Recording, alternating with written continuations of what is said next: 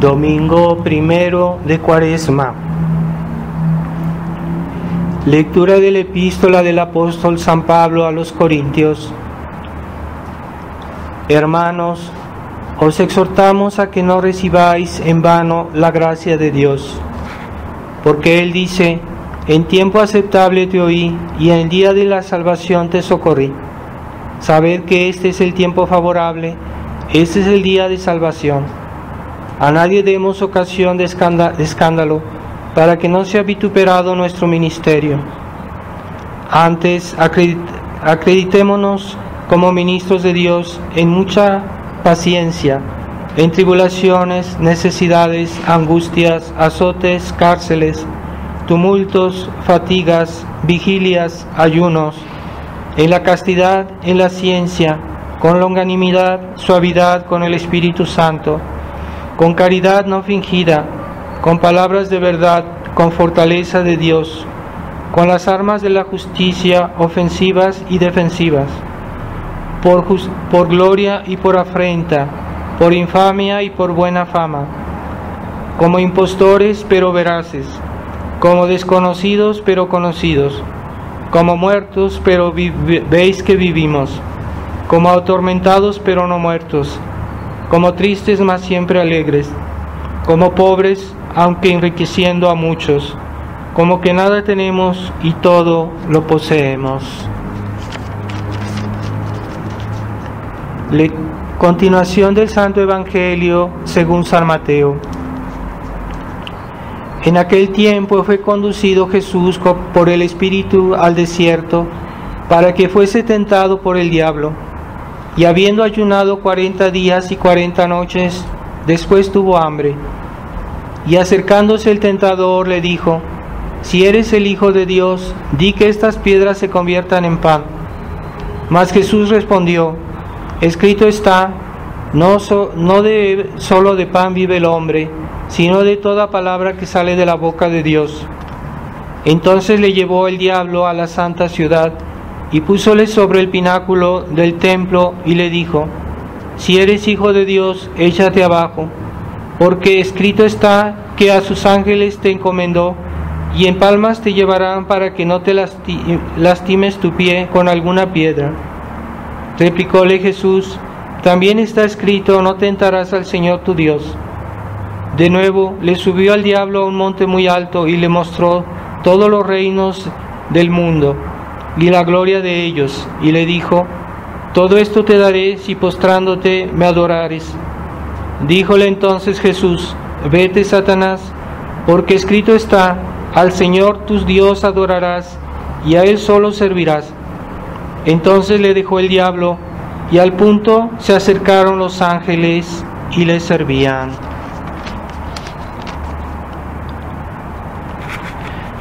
Quisiera recordarles que lo mismo que les recordé la semana pasada, hacer un esfuerzo en tiempo de Cuaresma, de penitencia, y sobre todo en los tiempos tan difíciles que vivimos, que cada día se actoran las cosas.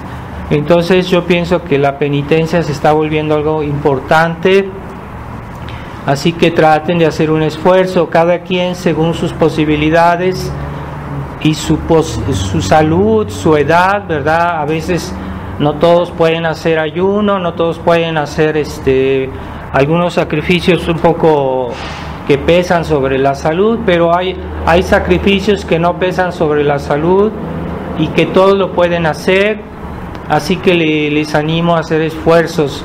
Y yo pienso que hoy más que nunca las recomendaciones de Nuestra Señora de Fátima son más vigentes, así que es un consejo, pero pienso que tiene mucha validez, es decir, que hay que decir más el rosario, y si yo aconsejo con más entusiasmo de decir los 15 misterios del rosario todos los días.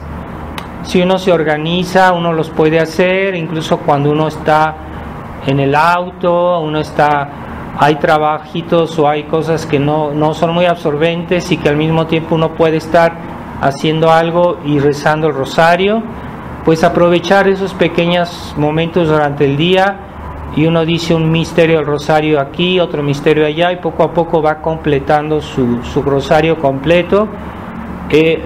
Pienso que la situación del mundo es cada vez más espantosa y hay que se impone que recemos más y que pidamos más por las necesidades primero nuestras personales, porque en una época así es muy difícil perseverar en el buen camino, de perseverar cumpliendo los mandatos de Dios. Cada día es más difícil amar a Dios y servir a Dios, así que se impone rezar más y hacer penitencia, incluso a los que puedan hacer ayuno todos los días de Cuaresma. No es obligatorio, pero si alguien lo hace no le pasa nada, sobre todo aquellos que tienen pues la salud suficiente, ¿verdad? Que el hacer ayuno no les impida hacer bien sus obligaciones de trabajo, que no les quite el buen humor para estar con los demás, porque a veces hay penitencias que nos pueden indisponer con los demás, así que no se trata de eso, pero si alguien lo puede hacer y que tiene la salud, pues hacer el ayuno como lo prescribe la Iglesia no es tan pesado, porque no es el ayuno que se hacía en otros tiempos, que era un ayuno a pan y agua, y entonces hoy la Iglesia, la práctica de la Iglesia es nada más en la mañana tomar una bebida, puede ser leche, puede ser un batido, puede ser con pan, y en la noche una sopa con una bebida y pan. Entonces, y al mediodía se come a saciedad, ¿verdad? O sea, no hay limitación al mediodía, solo de no faltar a la templanza, no exagerar tampoco demasiado, pero comer bien. Entonces no es tan pesado si uno lo hace bien. Este ayuno se podría hacer, o si no fuera todos los días, por lo menos algunos días en la semana, según cada quien sienta la posibilidad y las fuerzas de hacerlo. Entonces ya es aconsejable. Normalmente la Iglesia aconseja los miércoles y viernes y sábados de las témporas, así que se pueden retomar esos días. Si uno quiere hacer ayuno, pues lo puede hacer esos días en la semana, en este tiempo de Cuaresma. Si no, hay otros sacrificios, ¿verdad?, que podemos hacer, sobre todo la paciencia con las personas molestas, con las dificultades de la vida. No es fácil tener paciencia, entonces esa paciencia puede ofrecerse como penitencia, el cumplimiento fiel de nuestros deberes, que a veces no los hacemos completamente bien, también se puede ofrecer en espíritu de penitencia. Así que no olvidemos esta Cuaresma santificarla bien y pedir por aquellos que no piden por sí mismos y que no son capaces de rezar, que no son capaces de pedir perdón. Entonces nosotros asumimos a esas personas que están como niños espiritualmente, que están en peligro y que ellos no son capaces de salvarse por sí mismos. Así que nosotros podemos pedir por ellos, ¿verdad?, para que Dios los salve de alguna manera. Esa es una obra de misericordia, no olvidemos. Estamos hoy, la misa el domingo del primer domingo de Cuaresma. En el nombre del Padre, del Hijo y del Espíritu Santo. Amén. Ave María Purísima. Estimados hermanos, hemos escuchado el Evangelio de la tentación, esa tentación que el demonio hizo a nuestro Señor, porque él, como dice Santo Tomás, él no sabía todavía que Jesucristo era Dios. Él sabía que Jesucristo era un santo, un profeta, un gran santo, pero no sabía que Jesucristo era Dios, por eso se atrevió a tentarlo y a hacerle esas propuestas que, pues, como bien acabamos de oír, nuestro Señor dio una buena respuesta y un buen rechazo a estas tentaciones, que nos deja como ejemplo para que nosotros también tengamos esa firmeza cuando el demonio nos sugiere una idea negativa. Y también en la epístola de hoy nos habla de que, pues sí, que Dios nos va a escuchar, y que a veces debemos tener esperanza, ¿verdad? El tracto de hoy es el Salmo 90. Ese no lo leo en español, pero ustedes lo pueden leer en su misal. Es muy hermoso porque es el Salmo de la esperanza, es el Salmo de la confianza, y que en nuestra época es muy importante tener una idea clara de lo que es la esperanza cristiana, que también, como todas las virtudes cristianas, ha sido deformada y mal entendida hoy por los cristianos e incluso por los sacerdotes modernos, que enseñan un evangelio deformado, y así ellos enseñan todas las virtudes que les dan otro sentido, que no es el sentido realmente cristiano, a comenzar por la fe, que ya en varias ocasiones he hablado de por qué la fe puede estar deformada y que es importante, pero también la caridad, ¿verdad? Y si hay una concepción falseada de la fe, entonces la caridad, como está fundamentada en la fe, pues forzosamente también va a ser deformada. Si nuestra fe está deformada, pues nuestra caridad también estará deformada, lógicamente, forzosamente. Y también la esperanza, ¿verdad? La esperanza es una virtud que se habla poco de esta virtud, pero es una de las virtudes también fundamentales de la vida cristiana, ¿verdad?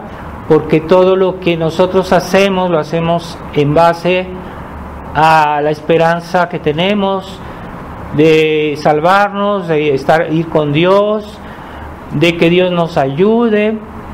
Y hay que tener cuidado, porque hay una esperanza temeraria que consiste en poner todo en las manos de Dios, y eso es falso. Eso no es la verdadera esperanza cristiana. La esperanza cristiana consiste en que esperemos de Dios todo lo que Él se ha comprometido a hacer, pero no se ha comprometido a hacer todo. Dios no se ha comprometido a hacer todo. Él nos ha dejado una parte a nosotros, y eso que debemos hacer nosotros, pues Dios se ha comprometido a ayudarnos en cierta manera a hacerlo, pero Él no va a reemplazarnos a nosotros en hacer nuestros deberes, en cumplir los mandamientos, en hacer la voluntad de Dios. Eso que Dios nos pidió hacer, Él no lo va a hacer en nuestro lugar. Entonces es un falso concepto de la esperanza, de la confianza, esperar que Dios haga todo aquello que nosotros debemos hacer. Entonces, ¿qué es lo que nosotros debemos hacer y qué es lo que debemos esperar de Dios? Es lo que hay que tener claro en nuestra mente, porque si no, o bien vamos a dejar de hacer lo que Dios nos pide, y vamos a decir, no, es que voy a esperar a que Dios lo haga, cuándo Dios lo va a hacer y cuándo Dios me va a oír y todo, y estamos esperando algo que Dios no quiere darnos. Él quiere que lo hagamos, así que hay que tener cuidado. Entonces, normalmente hay eso que es los deberes ordinarios, los medios ordinarios de la vida cristiana. Eso nosotros lo debemos hacer, y los medios extraordinarios o las cosas que salen del ordinario, eso Dios lo debe hacer. Así que nosotros no hay que pecar por exceso, porque en la esperanza se puede pecar por defecto, porque uno no hace suficiente, pero uno puede pecar por exceso cuando uno hace de más. O sea, ¿y qué es lo que la medida de lo que nosotros debemos hacer? Son los deberes ordinarios. Por ejemplo, que yo haga mi deber según mi estado de vida. Si yo soy padre de familia o si soy madre de familia, pues hago mis deberes como madre de familia. O los niños, los hijos, deben hacer sus deberes como hijos, sus deberes normales que tiene un niño. Entonces esos son sus deberes ordinarios. Es lo que es normal que una persona haga y que a todos nos corresponde nuestra vida según nuestro estado de vida y nuestras posibilidades. Y esos deberes ordinarios son los que nosotros debemos hacer, ¿verdad? Por ejemplo, los mandamientos, eso es para todos, ¿verdad? Eso es para todos y todos debemos tener presente los 10 mandamientos, los preceptos de la iglesia, que mucha gente nunca piensa, a ver, ¿qué es lo que debo hacer? ¿Cuáles son mis obligaciones? ¿Qué es lo que Dios me impone? Están siempre así, a ver qué pasa. En lugar de reflexionar y decir, bueno, es que yo hago bien todos mis deberes, en algo estoy fallando con los 10 mandamientos o con los preceptos de la iglesia, a ver si se lo saben los preceptos de la iglesia, ¿verdad? Ni se lo saben. Entonces hay que preocuparse por eso y decir, bueno, ¿dónde estoy? ¿Qué es lo que debo hacer? Entonces en ese sentido, no hay que ser pusilánime y decir, bueno, pues yo hago el 50%, yo hago el 90%, no. Esos deberes ordinarios, que es de la vida ordinaria, de la vida cotidiana, eso obliga a cada quien, a cada uno, 100%. Y eso, si uno se lo deja a Dios, es pecado, porque se llama tentar a Dios. Cuando uno pone en manos de Dios aquello que nosotros debemos hacer, se llama tentar a Dios y es pecado. Entonces hay personas que tienen problemas o que están viviendo en un estado anormal. Por ejemplo, hay personas que no están casadas, que están viviendo juntas y dicen, no, es que vamos a ver qué pasa, es que ahorita no puedo arreglar eso, es que vamos a poner eso en manos de Dios. Y eso no es esperanza, no es confianza, eso se llama temeridad y es tentar a Dios y es pecado, porque Dios nunca se ha comprometido a hacer nuestros deberes ordinarios, nuestros deberes de todos los días. Eso nos corresponde a nosotros, ¿verdad? Entonces hay cosas que ya están fuera de nuestro alcance. Por ejemplo, pues qué va a pasar mañana, qué va a pasar pasado mañana, eso ya no está a nuestro alcance, y eso ya está en manos de Dios. Y ahí sí se puede practicar la esperanza, la confianza, el abandono en Dios, en esas cosas que no son ordinarias, que salen del ordinario, que salen de nuestras posibilidades humanas, de nuestras posibilidades que ordinariamente podemos hacer. En ese sentido, ahí practicamos la esperanza y dejamos las cosas en manos de Dios. Lo que sale de lo ordinario está en manos de Dios, ¿verdad? Entonces no debemos, hay personas que son muy voluntarias, que son voluntaristas y quieren prever todo absolutamente en el futuro y quieren hacer todo.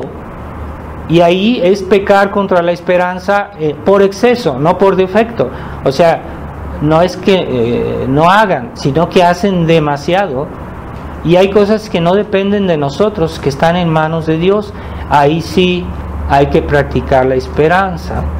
Entonces yo hago lo que yo puedo según mis fuerzas ordinarias y lo demás se lo dejo a Dios. O sea que nosotros con nuestras fuerzas humanas no podemos abarcar todo, es imposible. Y entonces le dejamos a Dios aquello que supera nuestras fuerzas o nuestros medios, lo ponemos en manos de Dios. No quiere decir que muchas veces no debamos ser prever un poquito el futuro. Por ejemplo, si una persona tiene su salario y le dan su sueldo al fin de semana y después él lo gasta en un día y dice, no, es que yo pongo en las manos de Dios los otros días de la semana, pero hoy me voy a gastar todo mi salario, todo mi sueldo. Eso no está bien, porque debemos tener un sentido del futuro en la medida que es razonable y que nosotros lo podemos prever. En ese sentido no es faltar a la esperanza, pero debemos usar la cabeza, porque dentro del orden de Dios, el orden ordinario, debemos usar la cabeza y reflexionar. Entonces hay personas que son negligentes y no se esfuerzan en pensar, y después dicen, ay, ¿por qué me pasó esto? ¿Por qué me tuve este contratiempo? Pues, es que Dios no me ayudó. No es verdad. Es que tú no pensaste, no usaste tu inteligencia como debe ser, y eres negligente, no has pensado. Entonces eso también forma parte de los medios ordinarios que debemos poner en obra nosotros todos los días, reflexionar. Es que si yo digo a fulanito, le digo un comentario, le digo algo, es que eso puede tener consecuencias buenas o malas. Entonces yo debo pensar antes de decírselo, debo reflexionar, porque hay personas que hablan siempre a lo que venga y nunca piensan antes de hablar, y a veces dicen cosas y después se extrañan de que eso que ellos dijeron tuvo malas consecuencias. Entonces esa gente que no habla sin pensar, o que es chismosa, o que es no sé, aunque no fuera por chisme, puede ser por otras razones, que uno diga algo que pueda tener consecuencias. Así que a veces hay consecuencias que uno puede evitar y que no son necesarias, ¿verdad? Entonces hay que tener cuidado, y en ese sentido nosotros debemos preocuparnos un poquito por el futuro, ¿verdad? Como los padres que tratan de asegurar el futuro de sus hijos cuando les dan estudios, cuando los alimentan, cuando les dan consejos, pues están previendo el futuro, pero en la medida que ellos lo pueden hacer como hombres, entonces forma parte de las cosas ordinarias que podemos hacer, porque es normal, porque es lo común y lo que está en nuestros medios. En ese sentido, Dios no tiene por qué reemplazar nuestra prudencia, la que debemos tener nosotros en las cosas. Y cuando nosotros cometemos un error y vemos que eso que dijimos, eso que hicimos, tuvo una consecuencia negativa, pues debemos decir, bueno, corregir, ¿verdad? Y decir, bueno, me equivoqué, pero ya la próxima vez no lo voy a hacer, o lo voy a hacer de otra manera. Y así uno va corrigiendo. Eso forma parte de la vida humana, y eso forma parte de lo que nosotros debemos hacer.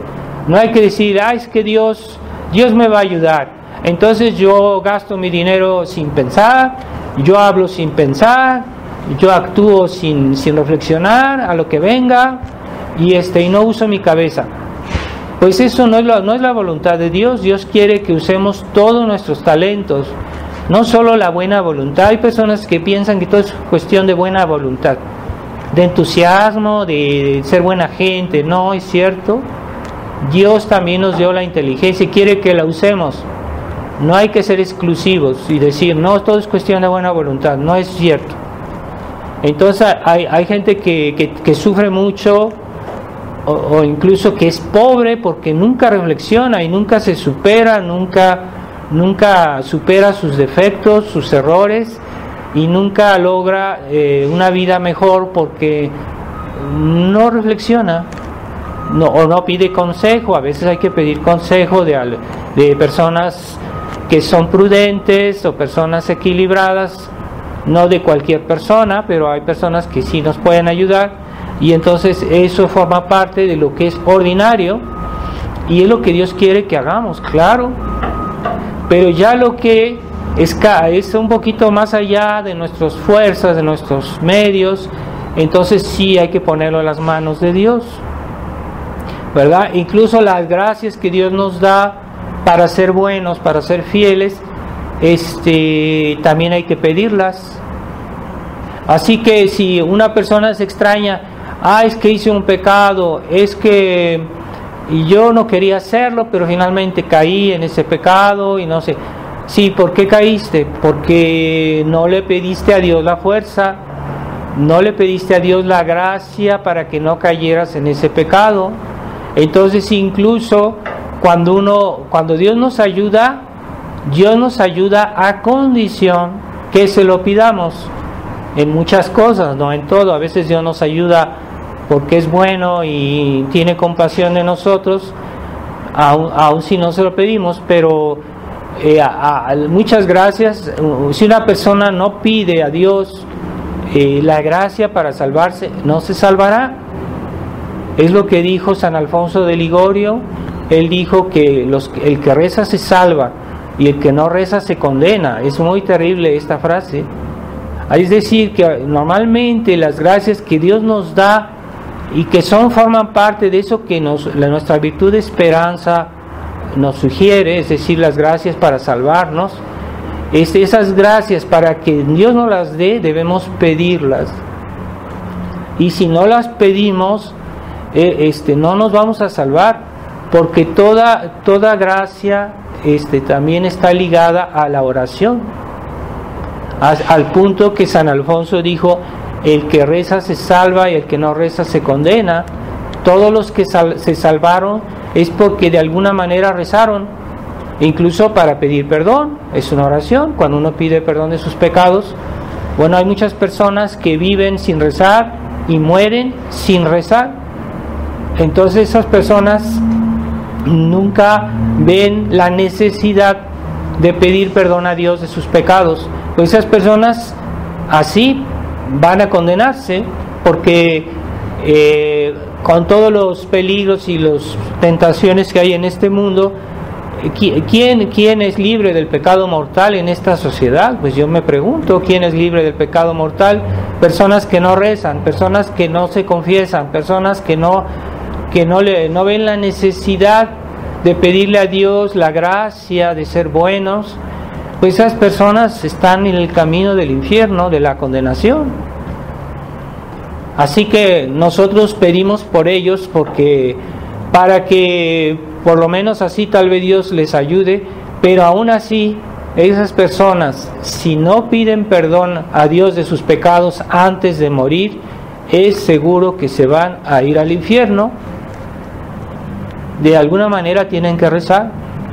Pongamos que un moribundo que está muriéndose y hace un acto de contrición y le dice a Dios: Dios mío, perdona de mis pecados, pues por lo menos ahí está rezando y puede obtener ese perdón. Pero siempre es necesario rezar. Así que hay personas que no ven la necesidad en este mundo paganizado, naturalista, materialista. La gente no percibe más la necesidad de la oración. Lo ven como algo facultativo, una cosa piadosa, que cada quien hace si lo quiere o no lo quiere. Pero no es verdad. La oración es una necesidad y es un acto de esperanza, porque al pedir a Dios estamos esperando que nos oiga, que nos ayude. Así que no hay un acto de bien que podamos hacer sin la ayuda de la gracia. Es lo que nos enseña la Iglesia. La Iglesia nos dice: no podemos hacer un solo acto de bien sin que Dios nos ayude. Y por eso, como después de la muerte ya la gracia no va a ser dada, Dios nos quiere dar la gracia, nos da la gracia en esta vida, pero ya después de la muerte ya no va a dar esa gracia. Es por eso que los condenados, los demonios, no pueden arrepentirse, porque para arrepentirse necesitan la gracia. Entonces, la gracia de Dios, y ya Dios había decidido, había especificado, había hecho esa ley de que la gracia nos iba a ser dada en esta vida. Después de la muerte ya no hay gracia. Así que una persona que pongamos que muere en pecado mortal y después de morir se da cuenta de todo del error que cometió, aunque quisiera, no puede arrepentirse, porque ya su alma ya no tiene la gracia para cambiar de opinión, para cambiar de parecer, y la gracia es necesaria para todo acto bueno. Así que cada vez que hacemos un acto bueno en esta vida, digámonos, estoy dependiendo de la gracia de Dios. Esa gracia que Dios me da ahorita es algo muy importante, es algo precioso. No hay que desperdiciar la gracia. Es lo que decía San Agustín: timeo a Deus transeuntem et non redeuntem. Temo a ese Dios que pasa pero que no regresa. Esa gracia de Dios que Dios me da ahora, pero que tal vez mañana no me dará. Temo a ese Dios, decía San Agustín. Entonces, esa gracia que Dios nos da ahorita, no hay que desperdiciarla. No hay que... y eso forma parte de la esperanza, porque Dios nos ayuda a ser buenos. Eso, hay un ejemplo, y ese ya lo había contado en otra ocasión, pero esto pasó aquí en la Ciudad de México hace mucho tiempo, que había un hombre que estaba en la calle y que se sintió mal y que comenzó a decir: tráigame un sacerdote, quiero confesarme. Entonces estaba ahí en la calle tirado, entonces por ahí pasó un sacerdote y lo llamaron y dijeron: padre, venga, aquí está un señor que está muriéndose, venga a darle la solución. Y el padre vino, y cuando llegó no se acordaba de la fórmula de absolución, se le había olvidado. Y estuvieron ahí, y por ahí pasa otro sacerdote y digan: venga, tráiganlo para que le dé la absolución a este señor.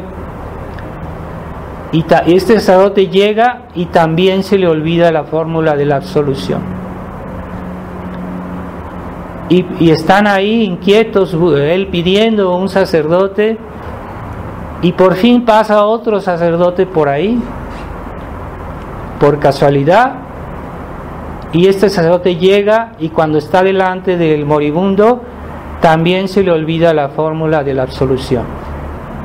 ¿Qué quiere decir? Y este señor murió sin la absolución. ¿Qué quiere decir?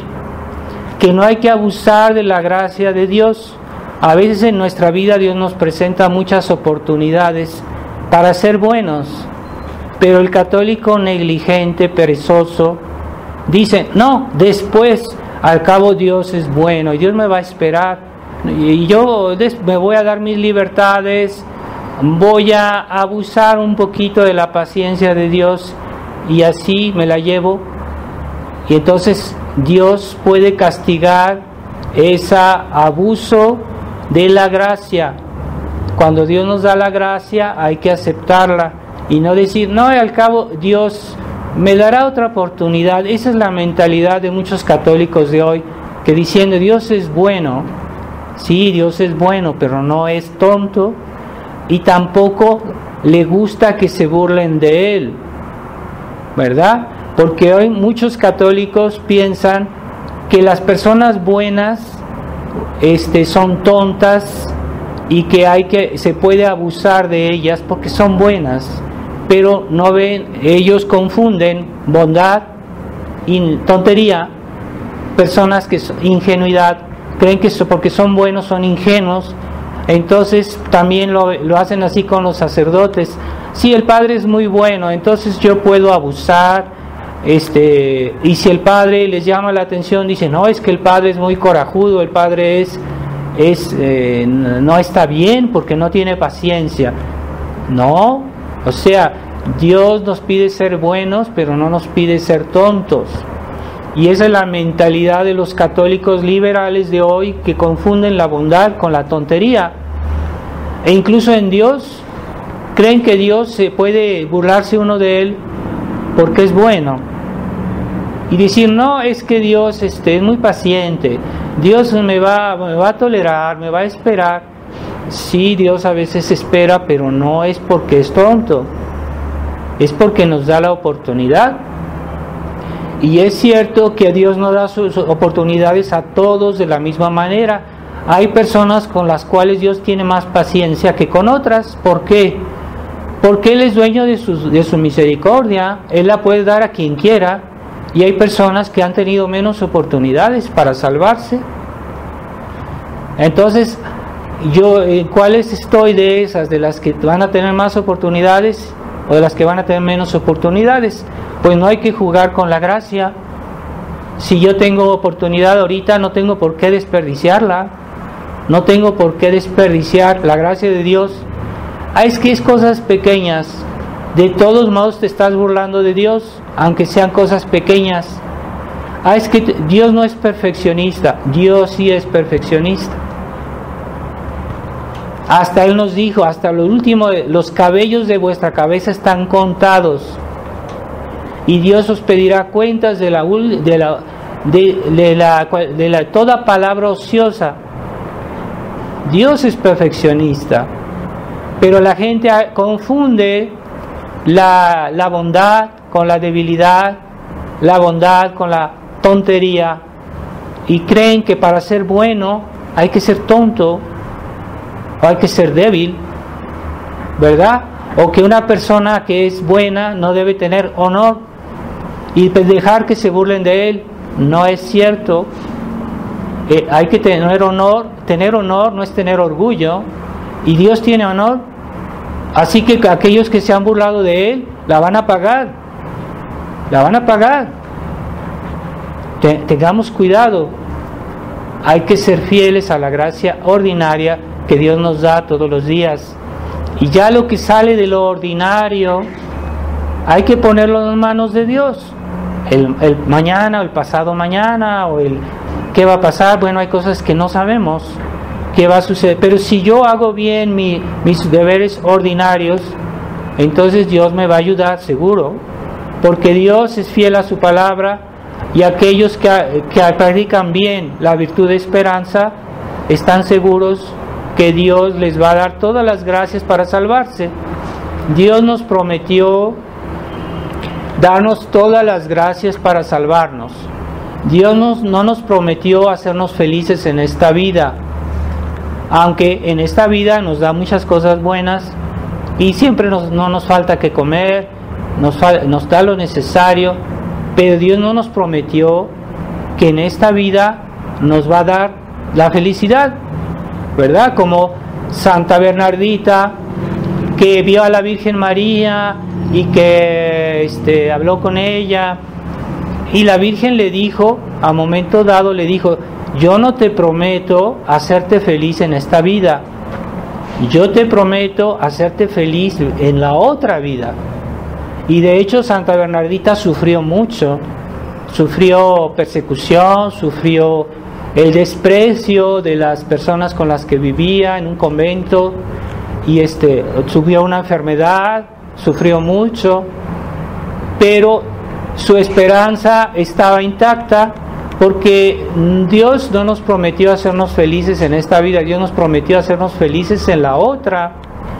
Aun si en esta vida nos da muchas alegrías, nos da muchos bienes, no es todo negativo, pero en esta vida no es el objetivo. Esta vida no es el término de nuestra existencia. Entonces los católicos liberales viven para esta vida como si la otra vida fuera algo así que está en la imaginación, y entonces están desorientados, porque la realidad no es así. Entonces debemos tener cuidado de ver cómo se practica la esperanza. Siempre la esperanza es que Dios me va a dar todos los medios, todas las gracias para salvarme. Así que hay personas que buscan la verdad y que buscan a Dios, y Dios de alguna manera los guía. Por ejemplo, yo he tenido casos de personas que buscaban la verdad, y uno no sabe cómo, pero ellos llegaron a conocer una persona que los dirigió a un sacerdote tradicional, ¿verdad? Porque esa persona buscaba la verdad. Ahí se ve la providencia de Dios, y que es objeto de nuestra esperanza, ¿verdad? Entonces, si muchas personas viven en el error, viven en el pecado, aunque no sean muy malas personas, que tal vez sean buenos con los demás, pero que no tienen suficientemente amor por la verdad, y que buscan la verdad pero no buscan toda la verdad, pues ahí Dios no se compromete a iluminarlos para encontrar el buen camino. Pero una persona que sinceramente busca toda la verdad y que hace algo, no solo que imagina o que comenta, sino que hace algo para encontrar esa verdad, Dios la guía y la lleva ahí donde está la verdad, ¿verdad? Y Santo Tomás decía que si un hombre que no conoce la verdadera religión, que está en una isla y que ahí no hay nada, que no hay sacerdotes, no hay nada, y dice, si fuera necesario, Dios le enviaría un ángel para evangelizarlo. Si esa persona buscara realmente la verdad, Dios le ayudaría. ¿Qué quiere decir? Que ordinariamente la gente hoy no busca la verdad, y por eso están como están. No hay que extrañarse, Dios no falta a sus promesas, es que la gente no tiene suficiente deseo de buscar la verdad, porque la verdad es un todo. La verdad no es como un queso que yo puedo tomar una tajada y dejo lo demás, o tomar todo y dejar una tajada. No, la verdad es un todo, o se toma entera o no se toma. Así es. Entonces Dios quiere que busquemos la verdad, y Dios ayuda a esas personas, a las personas que buscan la verdad. Y hay un ejemplo que pasó en la fraternidad. Bueno, eso pasó cuando la fraternidad todavía estaba bien, pero fue casi como milagroso, de un señor que vivía en Estados Unidos, y que él veía que en su parroquia pasaban cosas raras, y veía que los sacerdotes hacían cosas modernas, y que él estaba inquieto diciendo, pues esto cómo puede ser. Y después decía su rosario y se iba a la iglesia y rezaba mucho su rosario, pidiéndole a Dios que lo iluminara. Y entonces vino el sacerdote modernista, y le dijo, es que, ¿por qué dices tu rosario? Eso ya no está de moda, eso ya no hay que decirlo. Y lo regañaba porque este señor decía su rosario. Entonces él seguía rezando, y a veces iba a su trabajo en su coche diciendo el rosario, pidiéndole a la Virgen que le iluminara, porque él veía muchas cosas anormales en la iglesia, y decía, ¿qué debo hacer? Dios mío, ilumíname, porque esto no es normal, no es de la iglesia todo esto. Y un buen día iba a su trabajo en una autopista, y iba rezando su rosario, y en un momento, cuando uno cierra un poco los ojos, al volverlos a abrir, él estaba en la misma autopista, pero en el sentido contrario, como que si el coche se apareció del otro sentido de la misma carretera, en la misma autopista. Al abrir los ojos ya él estaba en el otro carril, pero en el sentido contrario. Y cuando vio eso dijo, no tengo que salir, si no voy a llegar tarde a mi trabajo. Y salió en la primera salida de la autopista, y al salir que vio una iglesia y muchos coches ahí junto a esa iglesia, y dice, bueno, voy a ver qué hay en esta iglesia, a lo mejor es una señal de Dios. Y cuando él llegó a esta iglesia, pues había la misa de un nuevo sacerdote, que era una iglesia de la fraternidad, y un nuevo sacerdote estaba diciendo su primera misa, y cuando le pasó, él vino a recibir la bendición del sacerdote al final de la misa, y les daban la bendición, y el sacerdote les daba una imagen. La imagen que le dio era la de la Virgen que él invocaba, de la Virgen de Guadalupe, me parece que era de la Virgen de Guadalupe, esa Virgen a la cual él invocaba tanto para que lo iluminara, pues era esa imagen que le dio en ese momento. Y ya desde ese momento él comenzó a ir a la misa tradicional y ya encontró la verdad. Quiere decir que Dios escucha. Cuando una persona busca la verdad sinceramente, lo escucha. Lo que pasa es que normalmente la gente hace las cosas a mitad, y Dios no le gustan las personas mediocres o las personas que hacen las cosas a medias, por eso no las escucha. Pero si hay una persona que es íntegra y que busca toda la verdad y que está decidido, Dios lo ayuda. Y eso pasó en la fraternidad, cuando pues todavía la fraternidad era fiel a su misión, ¿verdad? Que le dejó Monseñor Lefebvre, de defender la tradición y no hacer pactos con los enemigos. Y ahora pues la fraternidad está ya tomando otra dirección, y por eso y ahí está también el problema de la esperanza, porque particularmente Monseñor Fele y el padre Schmidberger consideraron que había que tratar de hacer las cosas no como los medios ordinarios que Dios nos da, es decir, ¿cuáles son los medios ordinarios que tenía la fraternidad? Pues son todo eso que Monseñor Lefebvre nos dejó como herencia, el sacerdocio, la misa, los sacramentos, todos los medios ordinarios que posee la Iglesia para santificar las almas, pues los tenía la fraternidad. Pero ellos creían o pensaban, Monseñor Fele, que la fraternidad tenía la misión absolutamente, inevitablemente, de convertir al Papa de su modernismo. Entonces pensaban que tenía que ser forzosamente a la fraternidad, y que tenían que ellos de alguna manera convertir a Roma, y que acercarse a Roma y hacer pactos con Roma, hacer una apertura a Roma.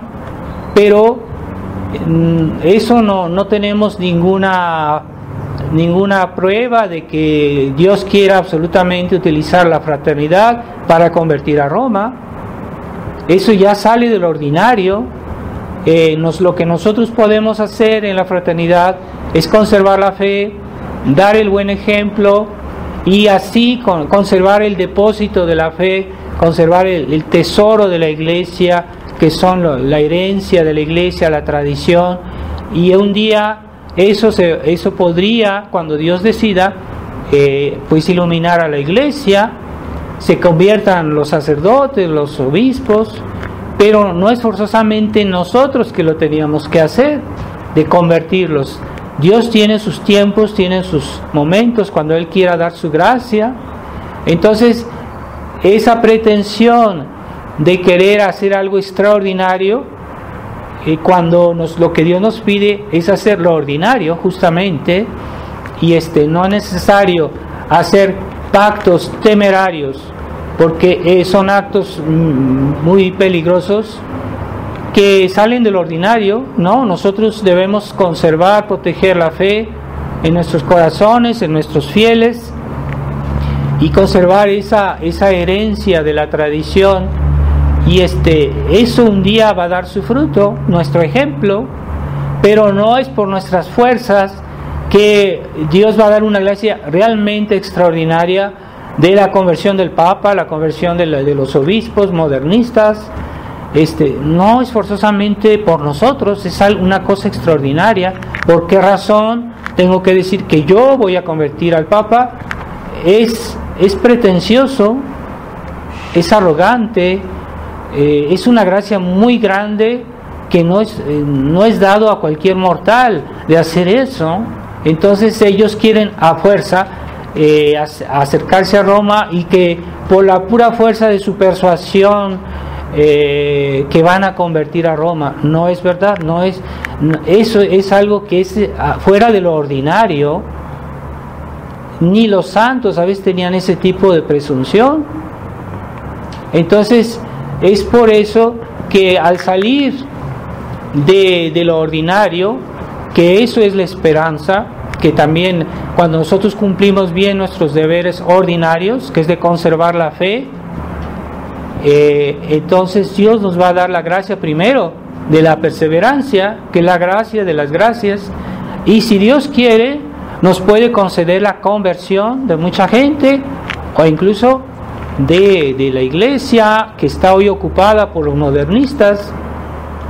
Entonces ciertamente hay que pedir por ellos, ciertamente hay que dar el buen ejemplo, pero no soy forzosamente yo que los va a convertir, porque eso sale del ordinario y ya es tentar a Dios de creer que una gracia tan grande como es la de la conversión de los hombres de iglesia, que están imbuidos en modernismo, no es algo realmente difícil, que no está a nuestro alcance. Tendría que Dios intervenir de una manera más directa. Monseñor Lefebvre hizo la tentativa, pero esa tentativa él vio bien que no llegó a su término, y al final de su vida dijo: bueno, pues ahora ya no vamos a alejarnos de Roma y esperar. Esas fueron sus últimas directivas de Monseñor Lefebvre. Entonces no se ha querido escuchar las recomendaciones de nuestro fundador, y entonces por eso hoy la fraternidad está siguiendo el camino de todos esos tradicionalistas que no escucharon a Monseñor Lefebvre y que hicieron pactos con Roma, y que ahora ya aceptan la nueva misa, aceptan el concilio, aceptan los nuevos sacramentos, como Monseñor Rifán en Brasil, o como el Don Baudouin en Francia, y la Fraternidad San Pedro, y la fraternidad, y todas esas fraternidades que son un clonaje de lo que es la Fraternidad San Pío X, una copia mal hecha de lo que es la Fraternidad San Pío X, y que en realidad han imitado la obra de Monseñor Lefebvre. A él le deben todo también ellos, pero ellos aceptan el concilio, aceptan la nueva misa. Entonces, ¿qué sentido tiene desobedecer a Roma si al fondo se la va a obedecer en lo que es fundamental, el combate por la verdadera fe, y por ejemplo por la verdadera misa? Que la misa esté en segundo lugar. Nuestro combate es primero por la doctrina de la fe. Entonces hoy muchos tradicionalistas insisten demasiado en la cuestión de la misa, que es fundamental, pero es secundario. Lo que es más importante es la preservación de la herencia de la fe, del depósito de la fe, de herencia de la tradición de la iglesia que nos viene desde Jesucristo por los apóstoles y todos los papas y obispos de la historia. Nos viene la tradición de la iglesia, y eso no es cambiable, no se puede modificar. Aunque el Papa Francisco ya quiera dar las órdenes del sacerdocio a las mujeres, eso es contrario a la voluntad de Jesucristo, y por lo mismo es inválido. Esas órdenes menores que se le dan a las mujeres ahorita, que ya las permitió el Papa Francisco, son inválidas, no tienen ningún valor. Aunque se respetara toda la ceremonia, toda la forma, no vale, porque Jesucristo, Él quiso que el sacerdocio solo fuera conferido a hombres. Entonces, si hay alguna feminista, que le vaya y le pregunte a Jesucristo por qué decidió eso, porque ni el Papa puede tocar lo que Jesucristo hizo. Hay cosas que Jesucristo dejó a la elección de sus representantes, pero hay cosas que él especificó que ya no puede, ni el Papa las puede modificar, ¿verdad? Entonces ahí está lo que hay que comprender para no equivocarse.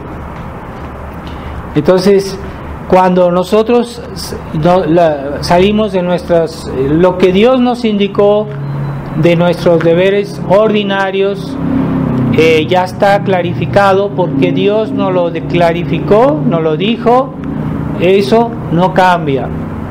De la conservación de la fe, la conservación de la tradición, eso forma parte de lo que es ordinario en la iglesia, lo que nunca cambia, lo que sí, y que nosotros debemos simplemente seguir y simplemente conservar. Eso forma parte de nuestros deberes ordinarios. Pero hay gracias extraordinarias que están solo en manos de Dios. Por ejemplo, la Virgen en Fátima dijo que a momento dado Rusia se convertirá.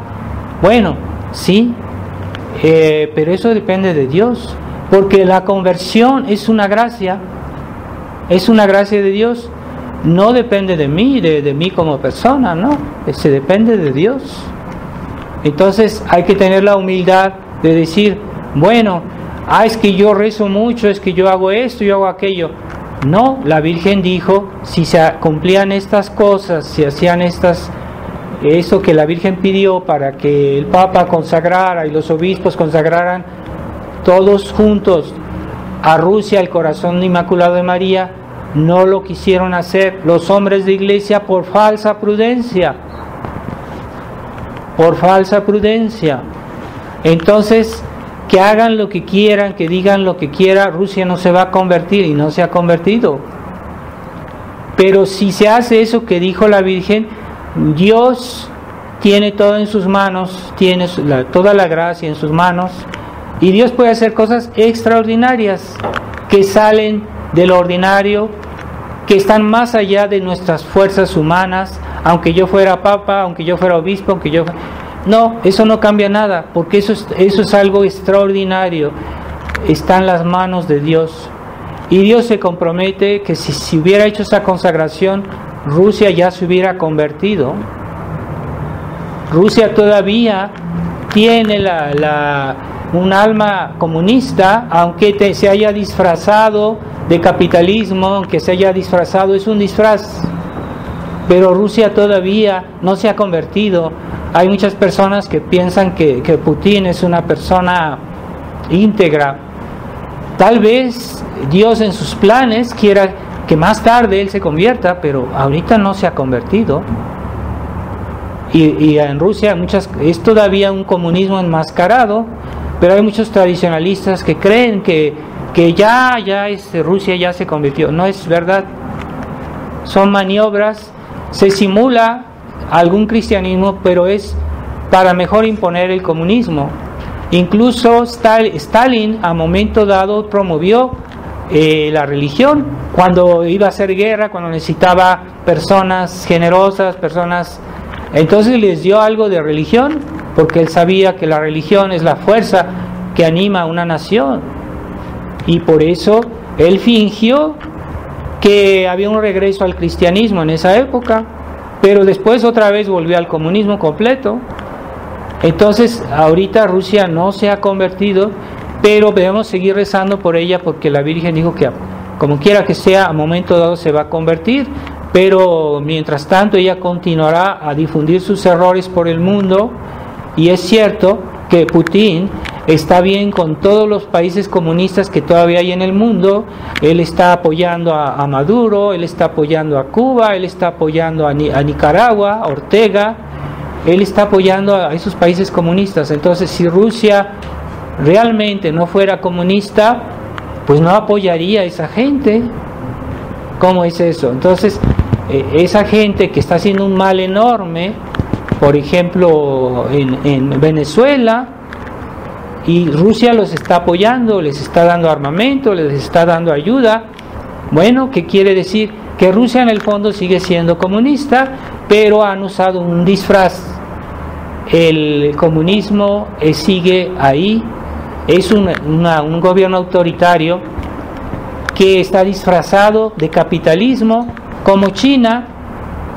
China está disfrazada de capitalismo, pero es un comunismo, una tiranía, donde la vida humana no cuenta, donde hay muchos abusos contra la moralidad, se persigue a la Iglesia católica, con el silencio y incluso la complicidad del Papa Francisco, ¿verdad? Que no es el primero, ya los papas anteriores estaban favoreciendo esta política de compromiso con el gobierno chino. Benedicto XVI, Juan Pablo II, todos ellos, los papas conciliares que han hecho tanto daño a la Iglesia. Pero Dios no abandonará a su Iglesia porque Él lo prometió. Eso es una gracia extraordinaria, y Dios, cuando decida, esto se va a arreglar. Pero no depende de lo que hace la fraternidad, aunque ella fue designada por Dios para conservar la tradición, pero ahorita ya está bajando de velocidad su combate y cada vez más comprometida con Roma. Ahora el superior general acaban de decir que fue a visitar al Papa, y que todo, como si todo estuviera bien, cuando nunca la situación fue más escandalosa de las afirmaciones que hace el Papa Francisco, que es completamente mundialista, que es completamente por las vacunas, que es completamente por todo lo que es negativo. Él está apoyando. Es un nuevo evangelio. El evangelio que él predica es el evangelio humanista, liberal. Eso es su evangelio. Entonces, nosotros tenemos esperanza, claro que sí. Sigamos haciendo lo que nuestros deberes ordinarios, porque no le dejemos eso en manos de Dios. Eso es ser perezoso y ser negligente y decir, bueno, Dios va a hacer lo que yo tengo que hacer. No, eso no es esperanza, eso se llama temeridad. Y entonces, esperanza es dejarle a Dios todo eso que es extraordinario, todo lo que sale de nuestra posibilidad, de nuestra fuerza. Como decía San Ignacio, haz todo lo que haces en tu vida es como si todo dependiera de ti. Pero espera todo de Dios como si todo dependiera de Dios. Así decía San Ignacio. Entonces los católicos pasivos, los católicos negligentes, los católicos liberales están equivocados, porque tienen un concepto deformado de la verdadera esperanza cristiana, que no es una esperanza quietista. El quietismo es una herejía que decía que todo hay que esperarlo de Dios. Eso es el quietismo. Tampoco la esperanza cristiana es una esperanza activista, como hacen los modernistas, que todo depende de nosotros y no le dejamos nada a Dios. Entonces no, debemos conservar un equilibrio, hacer lo que nosotros debemos hacer sin negligencia y esperar todo de Dios, lo que Él debe hacer, que no es lo que nosotros podemos hacer. Así que pidámosle a la Virgen María esa virtud de esperanza. Ella siempre esperó, desde niña, siempre, el Evangelio de la Virgen María, se puede hablar del Evangelio de la Virgen María. Ella siempre esperó en Dios, nunca falló, nunca dudó.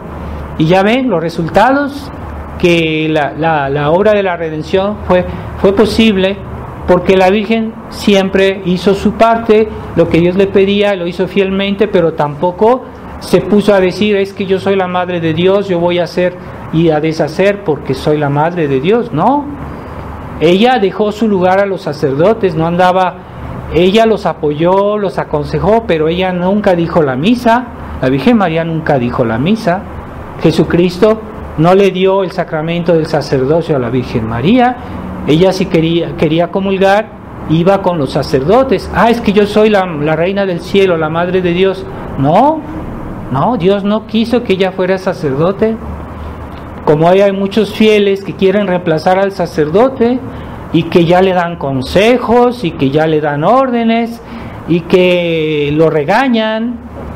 Entonces eso no es cristiano, porque Dios hizo así su iglesia. Es cierto que los sacerdotes todos somos pecadores. ¿Quién es perfecto? Solo Dios.